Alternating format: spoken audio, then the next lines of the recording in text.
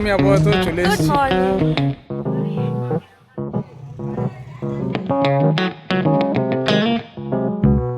Hello everyone, good morning, welcome back to my new blog.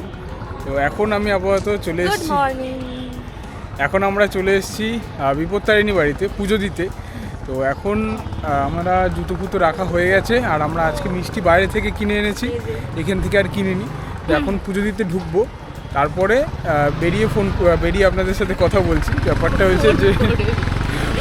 হয়েছে ভেতরে তো phone বা ক্যামেরা কিছুই অ্যালাউ নয়, সেই জন্য ভেতরে কিছু করতে পারবো না। তো এখন আগে পুজোটা দিয়ে আসি।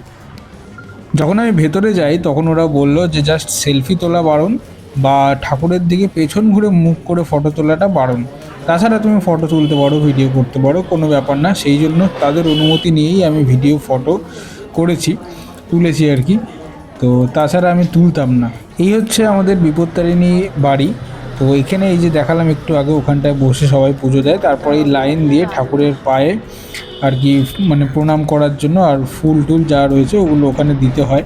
আর বাইরে বেরিয়ে আবার ঠাকুরের চরণে থাকা ফুলগুলো নেওয়া যায়। আর এই যে আমরা বাইরে বেরিয়ে এখন এই যে ফুল টুল গাছ রয়েছে। আমাদের পুজো দেওয়া কমপ্লিট হয়ে গেছে, এবার আমরা যাচ্ছি ওখানে মোমবাতি আর ধূপ জ্বালতে। তো যাই, দেখাচ্ছি কোথায় জায়গাটা। এই হলো সেই জায়গাটা। এখানে যিনি আর কি এখানকার প্রতিষ্ঠাতা, তিনি এখানেই তার দেহত্যাগ করেছিলেন বলে আমি শুনেছি এখানকার থেকে।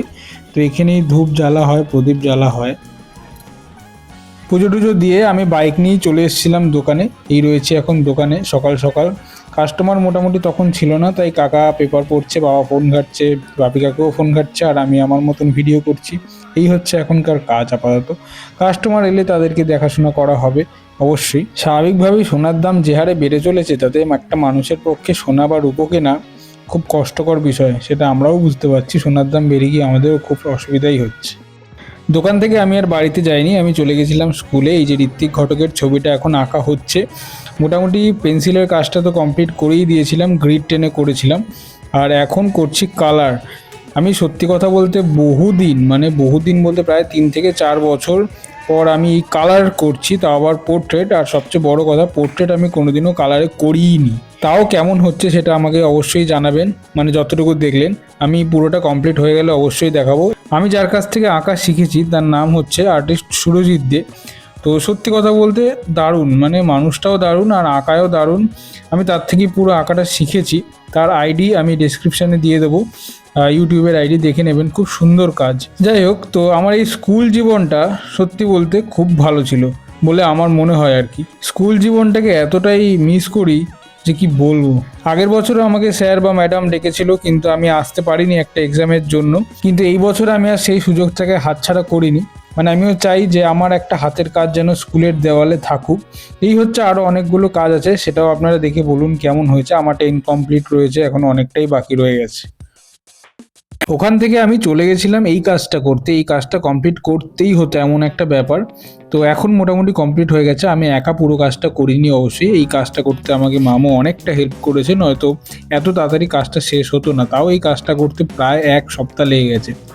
কোনোরকমভাবে কাজটা শেষ করে, এই হচ্ছে তার কন্ডিশন, এই হচ্ছে তার পুরো স্ট্রাকচারটা কেমন দাঁড়িয়েছে, জাস্ট আমাকে দেখে বলুন।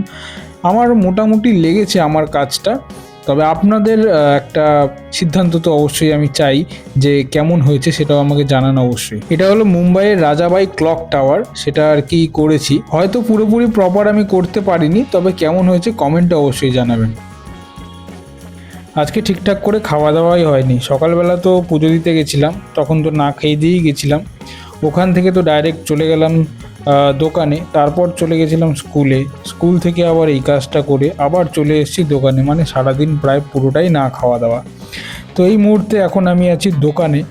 সোনার দাম এতটাই বেড়ে গেছে যে এখন মানুষ ভাবছে যে এতটা বেড়ে গেছে, সোনা এখন কেনার থেকে বিক্রি করি, তাহলে হয়তো সব থেকে ভালো হবে। তো অনেকে সেই কাজটাই করছে, অনেকে বিক্রি করে দিচ্ছে, কিন্তু জানে না যে সোনার দাম আরও কতটা বাড়তে পারে। তো যাই হোক, আজকের মতন এই পর্যন্তই। টাটা। এখন বাড়ি যাব, খাবো দাবো, ঘুমিয়ে পড়বো। আর আমার ভিডিওটা যদি ভালো লেগে থাকে তাহলে অবশ্যই আমার চ্যানেলটি সাবস্ক্রাইব করে দেবেন এবং বেল আইকনটা প্রেস করে দেবেন, যাতে আমার ভিডিওগুলো সবার প্রথমে আপনাদের কাছে চলে যায়। তো টাটা, গুড নাইট।